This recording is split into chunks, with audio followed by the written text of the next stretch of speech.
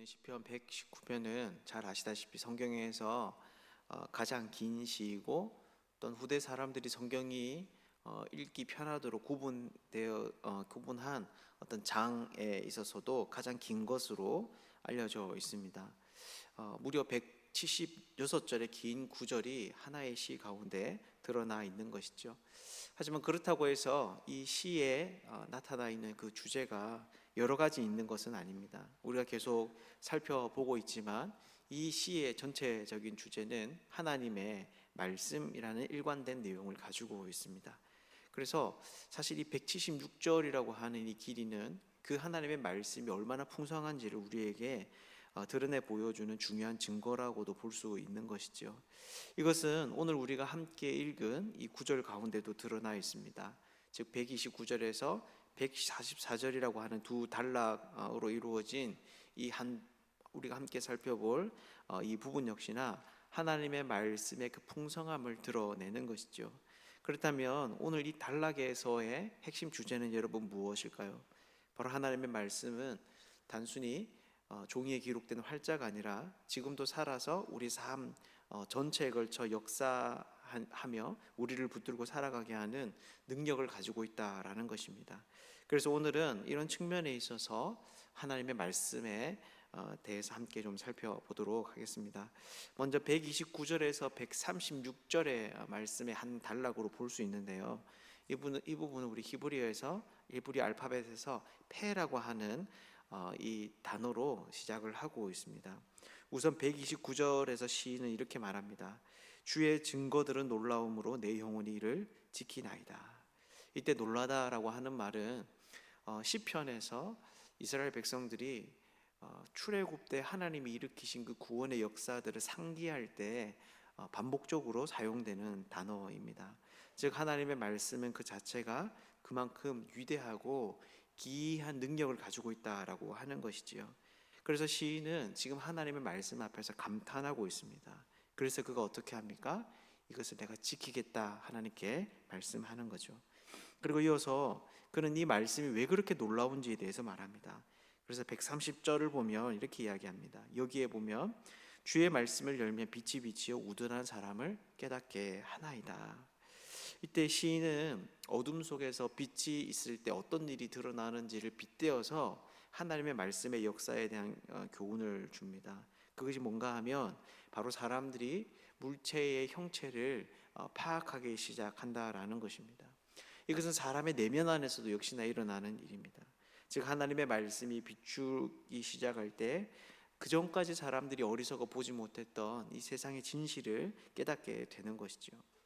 그래서 131절을 보면 이 시인은 주의 계명을 사모해서 입을 열고 헐떡였다라고 이야기를 합니다. 이것은 하나님의 말씀에 대한 시인의 열정을 의미하는 것입니다. 이것이 얼마나 놀라운 일인지 위대한 일인지 시인은 목표를 향하여서 숨을 참고 달리는 그 사람의 열심처럼 자신도 이것을 추구하는데 그만큼 열정적이다, 그렇게 말을 하는 것이죠. 그런데 하나님에 대한 이 말씀의 열정은 그저 이 시인을 하나님의 말씀 앞에 그냥 머물게만 두고 있지는 않습니다.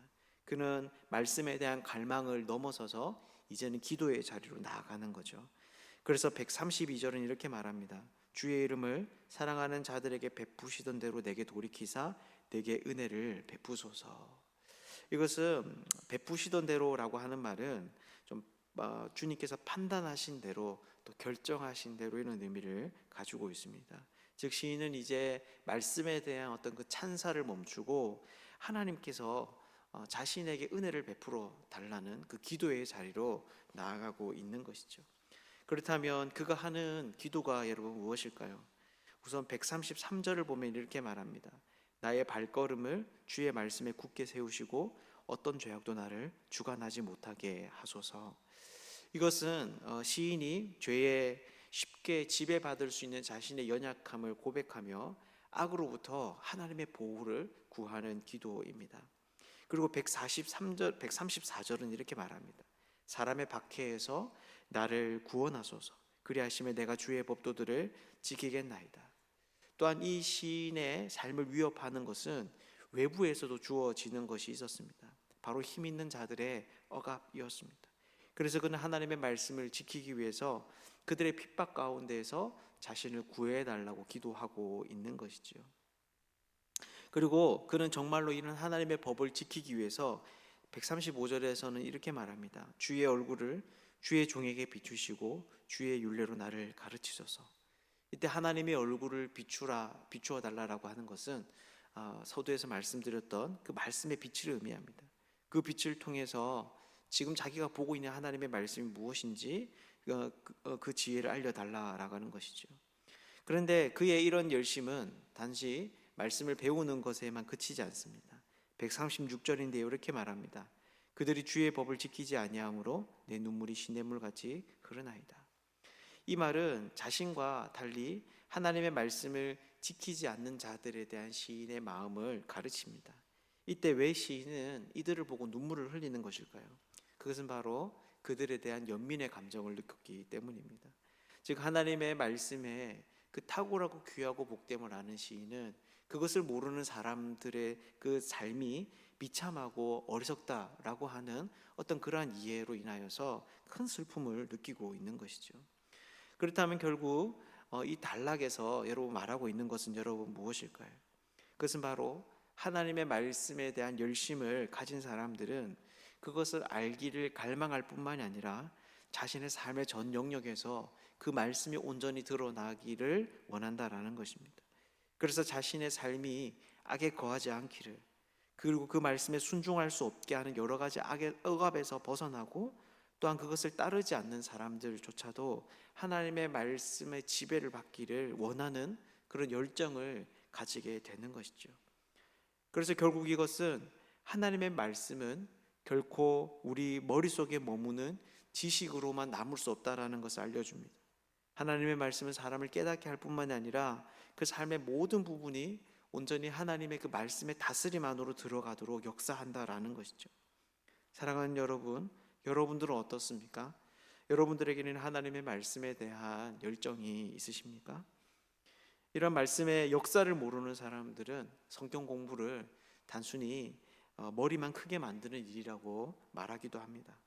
그래서 신앙에서 삶이 중요하지 말씀을 배우는 일이 뭐가 중요하냐라고 말하기도 하는 것이죠.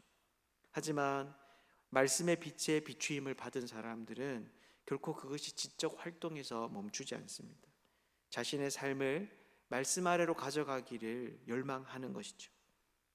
이 자리에 우리 모두가 오늘 이 시인처럼 하나님의 말씀을 배울 때 그 말씀의 비추임을 받는 그런 사람들이 되면 좋겠습니다. 또한 그 말씀의 비추임이 우리의 삶을 온전히 비추어 그 말씀 앞에 드리고자 하는 또한 그러한 열망과 그러한 복된 일도 경험하는 사람들 되시기를 주님의 이름으로 축복합니다. 이어서 다음 단락이 137절에서 144절의 말씀인데요. 여기는 이제 짜르라고 하는 히브리어 알파벳으로 시작을 하고 있습니다. 이 단락은 하나님의 말씀의 의로우심에 대해서 이야기를 합니다. 그래서 137절을 보면 여호와여 주는 의로우시고 주의 판단은 옳으니이다 라고 말합니다. 즉 하나님의 판단은 정확하고 곧고 바른 것이죠. 그리고 이어서 138절에서는 주께서 명령하신 증거들은 의롭고 지극히 성실하니이다 라고 합니다. 이것은 하나님께서 행하시는 일마다 정의롭고 확실하다는 뜻으로 하나님의 모든 심판의 정당함을 의미하는 것입니다. 그는 하나님의 판단을 온전히 신뢰하고 있는 것이죠. 하지만 이런 시인에게 시험거리가 생깁니다. 무엇인가 하면 자신과 함께하는 공동체 가운데 그런 하나님의 말씀을 잊어버린 사람이 있음을 발견했던 것입니다. 그래서 139절을 보면 이렇게 말합니다. 내 대적들이 주의 말씀을 잊어버렸으므로 내 열정이 나를 삼켰나이다. 이것은 시인들이 그런 사람들로 인하여서 자신의 마음이 무너져 내리고 있음을 의미합니다. 이렇게 의로운 하나님의 말씀을 어떻게 믿는 자들이 잊어버릴 수 있는지, 이 놀라운 사실 앞에 그는 넋을 잃은 사람처럼 반응하고 있는 것이죠. 하지만 이것은 시인이 가지는 최종적인 모습은 아니었습니다. 그는 다시 힘을 내기 시작하는데 그것이 140절입니다. 140절을 보면 이렇게 말합니다. 주의 말씀이 심히 순수함으로 주의 종이 이를 사랑하느니라. 시인은 비록 큰 상실감을 느끼고 있지만 하나님의 말씀에 대한 찬미를 여전히 잃지 않고 있습니다. 그리고 다시 그 말씀을 사랑하기를 다짐하는 것이죠. 그래서 141절에서는 이렇게 말합니다. 내가 미천하여 멸시를 당하나 주의 법도를 잊지 아니하였나이다. 이것은 자신의 신분이 미천해서 그래서 멸시를 당할 수 있지만 그래도 하나님의 말씀에 대한 열정을 포기하지 않겠다라는 결단입니다. 왜 그럴까요? 왜 그는 이런 내적인 절망감을 경험하면서도 힘을 낼 수 있었고, 그리고 그럼에도 불구하고 그 열정을 포기하지 않기로 결단할 수 있었을까요? 그것은 바로 한 가지 확신 때문이었습니다. 142절이 이것에 대해서 말해주는데 이렇게 이야기합니다. 주의 의는 영원한 의요 주의 율법은 진리로소이다. 여러분, 이것이 무슨 말일까요? 바로 하나님은 영원히 의로우신 분이며 그렇기에 그분의 말씀은 어떤 상황 속에서도 변하지 않는 절대적인 진리다라는 것입니다. 그래서 이것은 어떤 희생을 감수하더라도 충분한 가치가 있는 것이죠. 결국 이것이 옳다는 것으로 드러날 것이기 때문에 일시적으로 사람들이 그것을 망각하고 또 때로는 무시하고 그 무가치함을 주장할 수 있지만 끝까지 그는 이 사실에 헌신할 수 있었던 것입니다. 그래서 143절을 보면 환난과 우환 속에서도 주님의 계명은 즐거움이다라고 고백합니다. 그리고 144절은 이것을 깨닫게 해주셔서 자신에게 이것을 깨닫게 해주셔서 살게 해달라고 이야기를 합니다. 결국 이 말씀이 진리이기 때문에 이것을 붙드는 자의 삶이 정말 살아있는 사람이 사는 것처럼 살 수 있다라는 것이죠. 사랑하는 여러분, 그렇다면 이 두 번째 단락이 말해주는 것이 무엇일까요? 바로 하나님의 말씀은 영원한 진리라는 것입니다.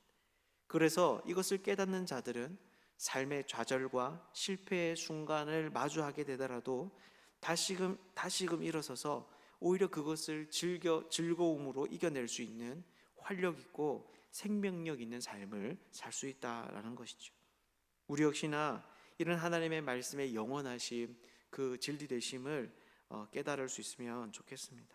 이것을 위해서 성령 하나님의 도우심을 오늘 이 새벽에 또 구할 수 있으면 좋겠습니다. 오늘 이 자리에 있는 우리 모두가 이 시인처럼 어떤 상황 속에서도 가치로운 일에 헌신하는 사람들이 가지는 능력 있는 삶을 살 수 있는 사람들 되시기를 주님의 이름으로 축복합니다. 말씀을 뵙겠습니다. 이렇게 오늘 단락은 하나님의 말씀이 활자로 기록되어 남겨지는 것이 아니라 우리의 삶 전체를 바꾸고 또한 환난 가운데 있는 사람들조차도 즐거움으로 살 수 있는 생명을 준다라고 이야기합니다. 이것은 지금도 마찬가지입니다. 하나님의 말씀이 성도들 안에서 지금도 살아서 역사하는 것이죠. 우리의 오늘 하루의 삶에 이 말씀의 큰 도전의 역사가 있으면 좋겠습니다. 오늘 하루도 하나님의 말씀을 진정성 있게 받아들이고 그 말씀을 사랑하고 또 그 말씀의 능력을 경험하는 복된 날이 되시기를 주님의 이름으로 축복합니다.